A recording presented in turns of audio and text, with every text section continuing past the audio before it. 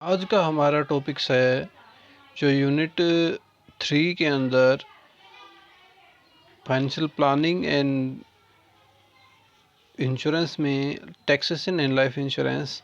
Life insurance is known as suitable method of compulsory saving financial security for family and same time and investment which help in growth of public economy।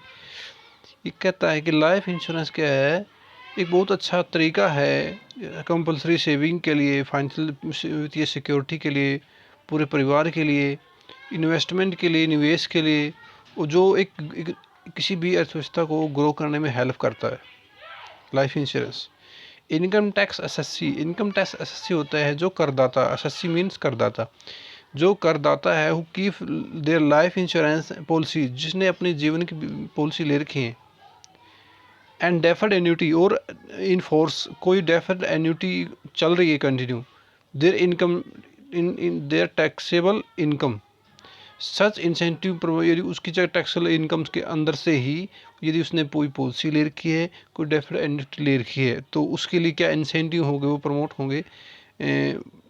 वो उसके लिए habit of saving है लोगों के अंदर, वो क्या क्या होती हैं जो लाभकारी होती हैं। Important IT benefit available under various plan life insurance.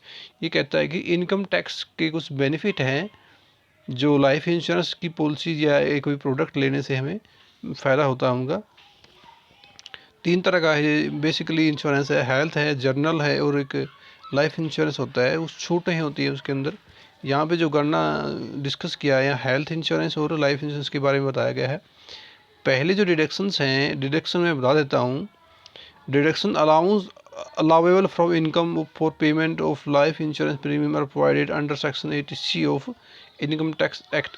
जो इनकम टैक्स एक्ट है 1961 हमारा, उसके अंदर एक धारा है 80C। उसके अंदर यदि कि जीवन बीमा के अंदर जो किस्तें हम भुगतान प्रीमियम देते हैं, वो उनकी डिडक्शन मिलती है, उनकी कटौती मिलती है। कटौती कैसे होती है? मान लीजिए एक व्यक्ति है जो सैलरीड है, पैसे कमाता है, सैलरी मिलती है, उसकी सालाना इनकम क्या है?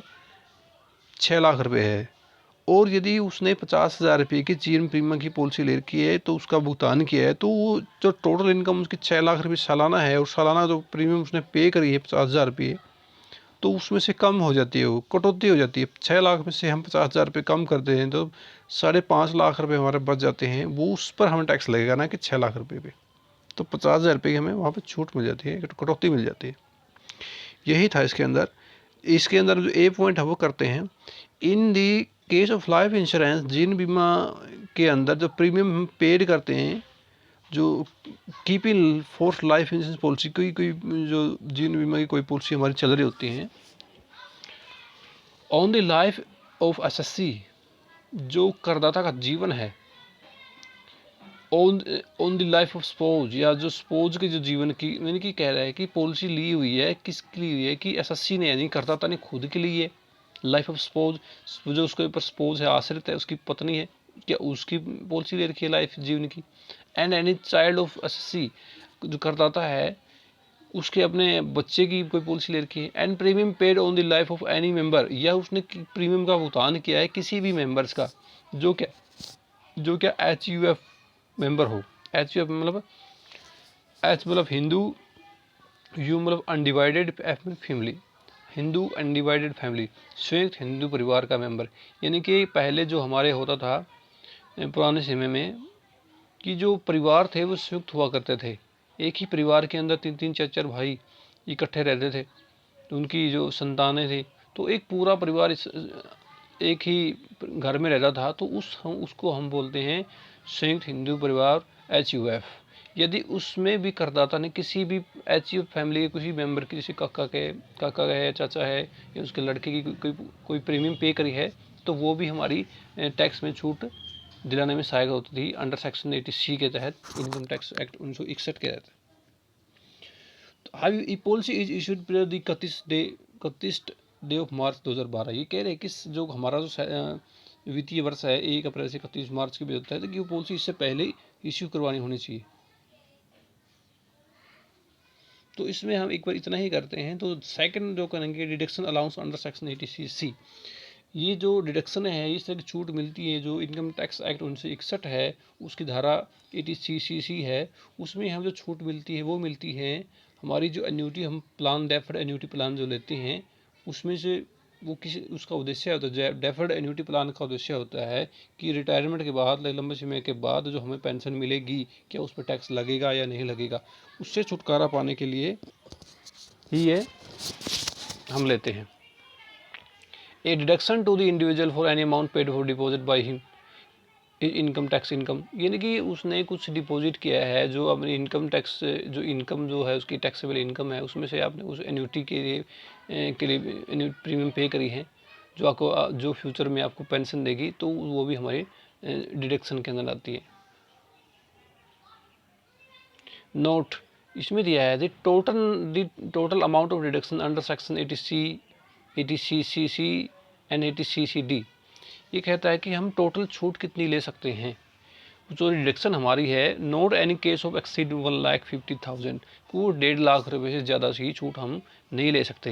ये हालांकि मान लीजिए कि हमने क्या एक जीवन इंश्योरेंस ले लिया, लाइफ इंश्योरेंस ले लिया 50,000 रुपये से, हेल्थ प्लान ले लिया 50,000 रुपये का, और एक प्रीमियम और HUF की पे कर दी 1 लाख रुपए की कुछ ऐसा, तो हमने टोटल जो लाइफ इंश्योरेंस 2 लाख रुपए का ले लिया, तो हमारी जो डिडक्शन है वो 6 लाख रुपये इनकम में से 2 लाख रुपये डिडक्शन नहीं होगी, उसकी सीमा 1.5 लाख रुपये तक है, वो 1.5 लाख रुपये तक ही हमें छूट मिलेगी। जो एक्स्ट्रा 50,000 रुपये हैं वो आपके जो इंश्योरेंस किया है एक्स्ट्रा, उसका कोई आपको बेनिफिट नहीं मिलेगा, तो उसकी सीमा 1.5 लाख तक ही है। नंबर 3 है deduction under section 80D। 80D जो इनकम टैक्स एक्ट की धारा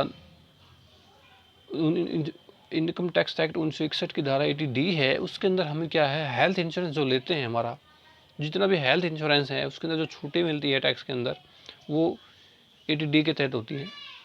ए deduction of rate 25,000 is allowed, 25,000 रुपये की कटौती मंजूर होती है if amount is paid to की the force insurance of health of SSC, यदि करदाता ने अपने स्वयं के जीवन का हेल्थ इंश्योरेंस करवाया है या इस फैमिली या उसके परिवार का, परिवार में जो स्पोज है या डिपेंडेंट चिल्ड्रन है उनका किसी का करवाया है, और account of preventive health checkup of SSC of his family, या उसने अपना खुद का हेल्थ चेकअप करवाया है या फैमिली का हेल्थ चेकअप करवाया है, तो हेल्थ इंश्योरेंस के जो डिडक्शन है सेक्शन 80D वो छोड़ देती है। तो हेल्थ इंश्योरेंस करवाया हो, हेल्थ इंश्योरेंस नहीं करवाया तो उसने अपना जो हेल्थ चेकअप करवाया हो, तो दोनों केस में वो 25,000 रुपये की छूट देती है।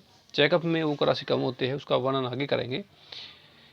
B additional deduction up to 25,000, जो अतिरिक्त छूट है, अतिरिक्त कटौती है, वो 25,000 रुपये और ले सकता है। Amount paid of keep in fares of insurance health of parent, यदि वो अपने माता पिता का इंश्योरेंस हेल्थ इंश्योरेंस ले लेता है, या प्रिवेंटिव हेल्थ चेकअप, ये स्वास्थ्य का कोई चेकअप करवाता है, तो करदाता को 25,000 रुपये के अतिरिक्त जो छूट है वहाँ यहाँ से भी ले सकता है।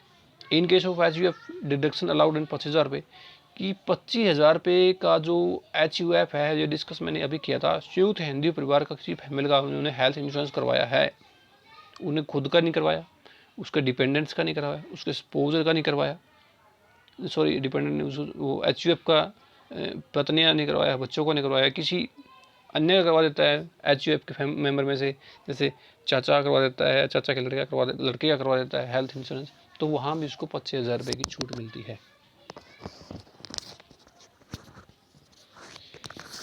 If the sum of D point आप देखते हैं,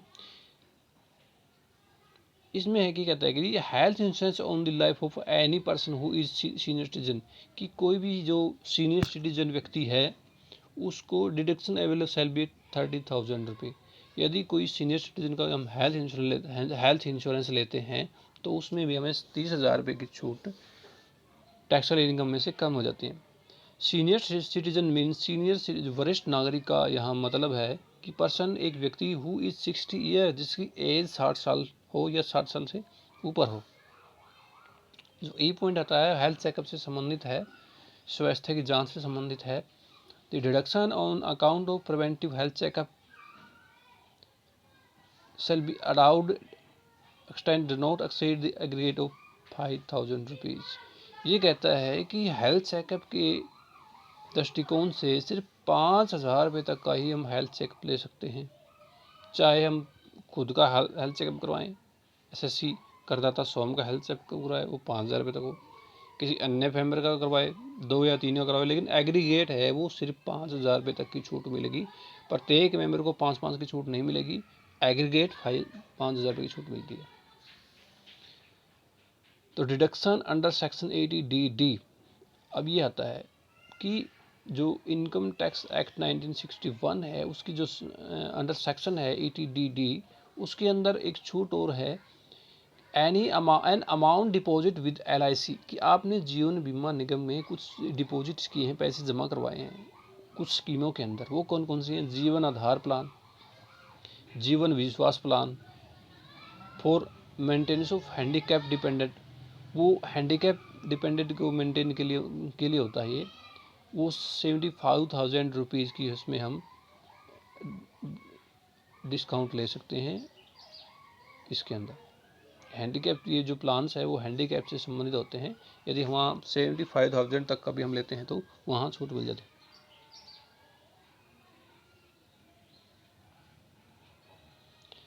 नेक्स्ट है जो एग्जेम्पशंस आ गया। एग्जेम्पशन क्या होते हैं कि कर से मुक्त या छूट से ये अलग दृष्टिकोण है। उस जो छूट होती थी वो हमारी जो टैक्सेबल इनकम है उसमें से कम होती थी, लेकिन ये यहाँ पे वहाँ पे जो टैक्सेबल इनकम से कम नहीं होगी, एक खुद ही ऐसी इनकम है कि जो हमें प्राप्त होती है एक लंबे अवधि के बाद या निश्चित टाइम के बाद, वो कर मुक्त होती हैं। जैसे कि कोई कैंडिडेट्स है, कोई भी पॉलिसी होल्डर है, उसने कोई पॉलिसी ले रखी है तो उसकी मैच्योरिटी डेट 20 साल के बाद या 30 साल के बाद पूरी हो जाती है, तो पैसा मिलता है तो टैक्स रहित होता है। या बीच में इन बिटवीन किसी टैक्स एसएससी की या कोई मेंबर्स की जिसने इंश्योरेंस लिया है एसएससी ने, बीच में डेथ हो जाती है तो उस दौरान जो पैसा मिलता है वो भी IT एक्ट 1961 की धारा सेक्शन 1010D के तहत एग्जेम्पशन होता है, उस पर कोई कर नहीं लगता, कर रहित होता है। ये बात इसमें डिस्कस की है इसके अंदर, अब यही नहीं पढ़ेंगे इसके अंदर। अभी इसमें एक बार ये दिया है, any sum received under life insurance policy, कोई भी अमाउंट, कोई भी राशि जो जीवन बीमा पॉलिसी से मिली है, इंक्लूडिंग सम यानी कि जो राशि है उसमें चाहे क्या शामिल हो, बोनस भी शामिल हो, वो भी क्या है एग्जेम्प्टेड होता है, कर रहित होता है income tax under section 1010D के तहत। और हमारा जो ये पॉइंट था यहीं पर समाप्त होता है। धन्यवाद। पापा आज क्या कर दिया था? क्या था?